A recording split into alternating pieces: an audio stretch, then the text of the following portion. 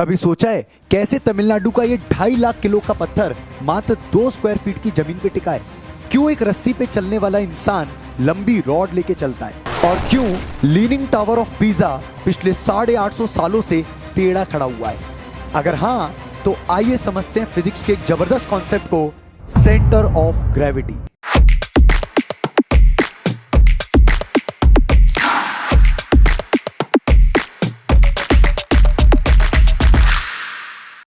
क्या कभी किसी ऑब्जेक्ट को आपने बैलेंस करने की कोशिश करी है? कैसे हिट एंड ट्राई करके हम उस पॉइंट को ढूंढ सकते हैं जिसके अबाउट बॉडी बैलेंस हो रही हो, या यूं कहें कि हम अपने आप से उस पॉइंट तक पहुंचते हैं जिसके अबाउट बॉडी बैलेंस हो रही होती है। इसी मैजिकल पॉइंट को सेंटर ऑफ ग्रेविटी कहते हैं।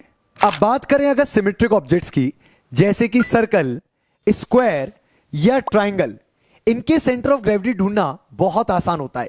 इनफैक्ट इनको बैलेंस करना भी उतना ही इजी होता है। पर आमतौर पे लोग सोचते हैं कि सेंटर ऑफ ग्रेविटी बॉडी के हमेशा इनसाइड लाई करता है। पर क्या यह बात सही है? आओ पता करके देखते हैं। जरा फोक मुझे देना। आप लोग भी 2 फोक लेके जल्दी से आ जाइए।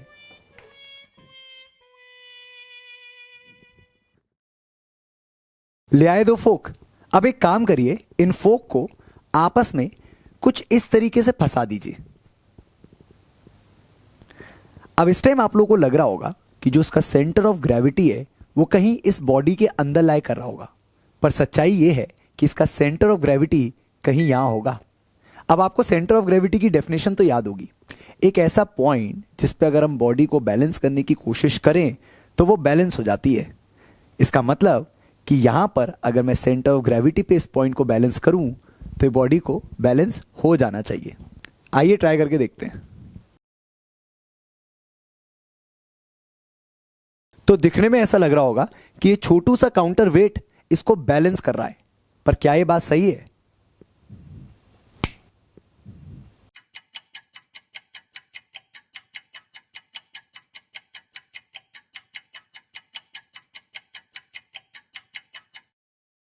इसका मतलब छोटे से टुकड़े का इसकी बैलेंसिंग में कोई रोल नहीं था। सेंटर ऑफ ग्रेविटी बॉडी के बाहर भी लाई कर सकता है। आइए इस बात को एक और एक्सपेरिमेंट से समझते हैं। तो यहां पर मेरे पास एक कटी हुई रिंग है जिसका सेंटर ऑफ ग्रेविटी कहीं यहां की तरफ होगा, मतलब कहीं हवा में होगा। तो क्या इसको इस हवा के पॉइंट पे बैलेंस किया जा सकता है?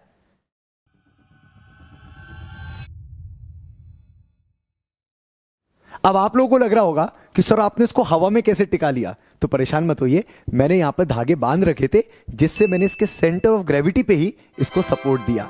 तो अब आपको यह बात तो क्लियर हो गई होगी कि बॉडी का सेंटर ऑफ ग्रेविटी बॉडी के अंदर भी लाई कर सकता है और बॉडी के बाहर भी लाई कर सकता है। तो अगर अभी तक आपको सेंटर ऑफ ग्रेविटी का फील आ गया तो आइए अब ये समझ लेते हैं कि सेंटर ऑफ ग्रेविटी को लोकेट कैसे किया जाता है। तो सिमेट्रिक ऑब्जेक्ट्स के सेंटर ऑफ ग्रेविटी उनके बीचों बीच लाई करते हैं, ये बात तो हम बहुत अच्छे से जानते हैं।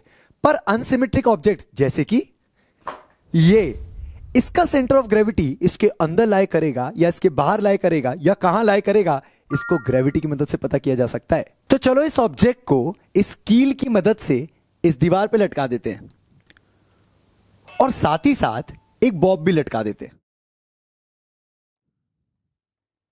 तो जैसा कि आप देख पा रहे होंगे कि आपको एक यूनिक लाइन नजर आ रही है। इसी लाइन को लाइन ऑफ ग्रेविटी कहते हैं। चलो इस लाइन को मार्क कर देते हैं। अब दोबारा इस लाइन को ड्रॉ करते हैं, लेकिन इस बार थोड़ा ओरिएंटेशन को चेंज करके।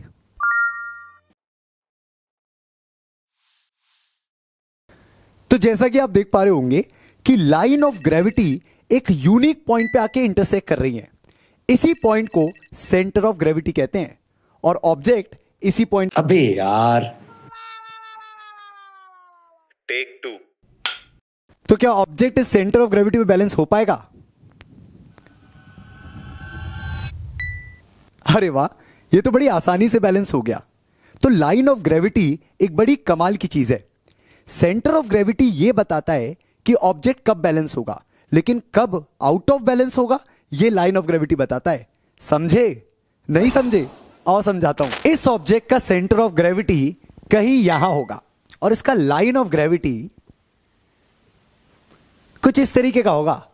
जब तक ये लाइन ऑफ ग्रेविटी इस ऑब्जेक्ट के बेस से पास करता रहेगा तब तक ये ऑब्जेक्ट स्टेबल रहेगा। पर अगर मैं इसको पलट दूं तो क्या लाइन ऑफ ग्रेविटी इस टाइम इसके बेस से पास कर पा रहा है? और अगर नहीं तो फिर ये अनस्टेबल हो जाएगा। तो यहां पर मेरे पास लीनिंग टावर ऑफ पीसा का एक छोटा सा मॉडल है जिसका सेंटर ऑफ ग्रेविटी कहीं यहां पर है और उसका लाइन ऑफ ग्रेविटी कुछ इस तरीके का होगा। जैसा कि आप देख सकते हैं कि इसका भी लाइन ऑफ ग्रेविटी इसके बेस से पास कर रहा है।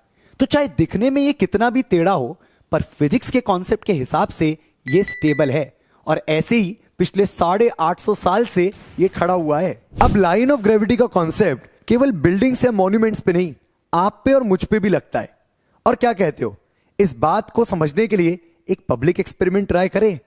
चलो, तो पब्लिक एक्सपेरिमेंट करने के लिए हम आ गए ग्वालियर के एक फेमस जगह पे, बैजाताल पे। आइए पब्लिक एक्सपेरिमेंट के लिए अपना इंसान ढूंढते हैं।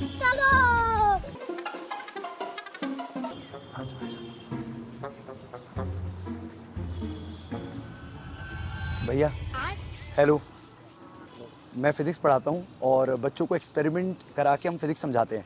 तो आप एक छोटी सी मदद करेंगे हमारे लिए आज? आप हमारे लिए एक छोटा सा एक्सपेरिमेंट करेंगे? ओके। तो मैं आपको एक छोटा सा चैलेंज दूंगा जिसमें मैं कुछ पैसे यहाँ रख दूंगा, आपको उसको बस उठाना है। बेटा मन में लड्डू फूटा। पर थोड़ा सा ट्विस्ट रहेगा उसके अंदर। आप तैयार हैं? ठीक है। एक सपाट से हाँ जी, ऊपर आ जाइए। हाँ, इससे टिक के खड़े हो जाइए। आपके पैर बिल्कुल पीछे की तरफ होने चाहिए। हाँ, अब आपको पैर नहीं हिलाने अपनी जगह से और आपको सिंपली झुक के मैं पैसे रख दूंगा, उठा लेने। और ट्विस्ट ये है कि आपको बस अपने पैर नहीं हिलाने और अपनी बॉडी नहीं हिलानी, ठीक है? पैसे रख देता हूँ और अगर आपने उठा लिए तो आपके पैसे, और अगर आप उठा लेते तो मैं इसकी रकम भी बढ़ा दूंगा। बेटा मन में दूसरा लड्डू फूटा। पक्का? रेडी? आप तैयार है? कैमरे की तरफ ऐसे कर दीजिए एक बार। अभी मजा आएगा ना भिड़ो। ठीक है, रेडी? चलिए 1 2 3। बैगन। पैर नहीं हिलाने आपको। एक बार और ट्राई कर सकते हैं आप। तो पैसे तो मैंने दूर नहीं रखे, पैसे तो मैंने आपके पैर के नीचे ही रखे। अब आप उठा सकते हो तो उठा लीजिए। थोड़ा सा तो ऐसा उठाना ही पड़ेगा। तो नहीं, पैर नहीं हिलाना आप। आपको एक बार और ट्राई करना है तो कर लीजिए। नहीं वो होगा। मैं 500 का नोट भी रख सकता हूँ। पीछे हाथ, पीछे हाथ। Thank you so much. अब एक काम करते हैं, अब क्योंकि पैसे तो हम नहीं उठा पाए पर कम से कम हम बच्चों को कॉन्सेप्ट तो समझा सकते हैं। तो अगर आप मेरी मदद करेंगे तो हम बच्चों को कॉन्सेप्ट समझा देंगे फिजिक्स का, इसके पीछे क्या लग रहा है। ठीक है। तो चलिए, तो बच्चों समझ लेते हैं लाइन ऑफ ग्रेविटी बेसिकली होता क्या है। अगर हम इनकी लाइन ऑफ ग्रेविटी को चेक करें इस समय, तो इनका सेंटर ऑफ मास कहीं इस तरफ होगा और इनकी लाइन ऑफ ग्रेविटी ये लगा दूं कुछ इस तरीके की होगी।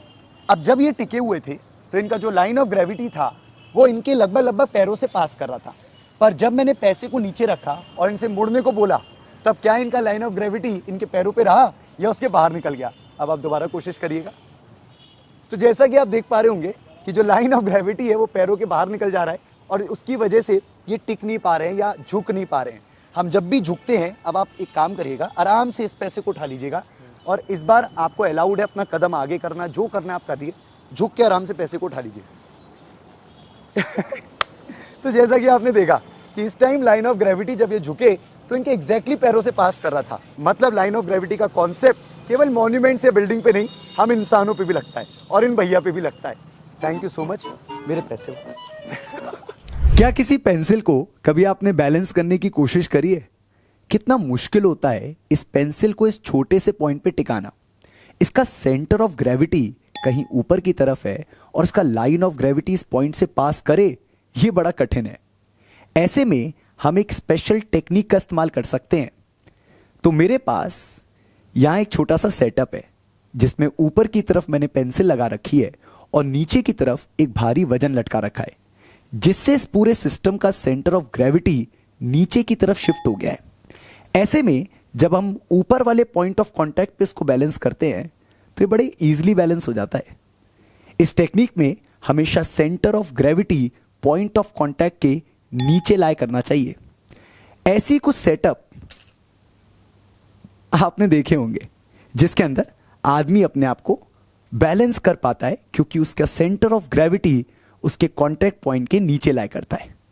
आइए अब रोप वाले एग्जाम्पल को थोड़ा डिटेल में समझते हैं। तो यहां पर मेरे पास एक रिंग है जिसको मुझे इस रस्सी पे चलाना है। आओ चला के देखते हैं।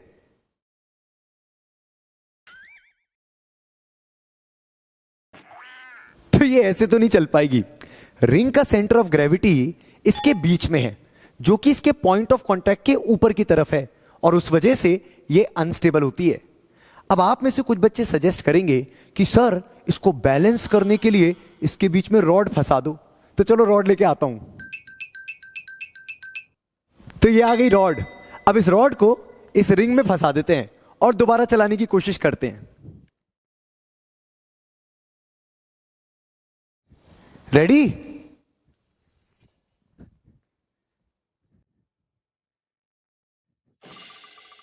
तो पिछली बार से तो बेहतर है, स्टेबिलिटी बढ़ तो गई है, लेकिन अभी भी ये कंप्लीटली स्टेबल नहीं है।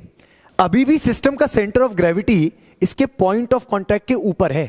हमें किसी भी तरीके से इस सिस्टम के सेंटर ऑफ ग्रेविटी को इसके पॉइंट ऑफ कांटेक्ट के नीचे लाना है और उसके लिए इस रॉड को मोड़ देता हूं।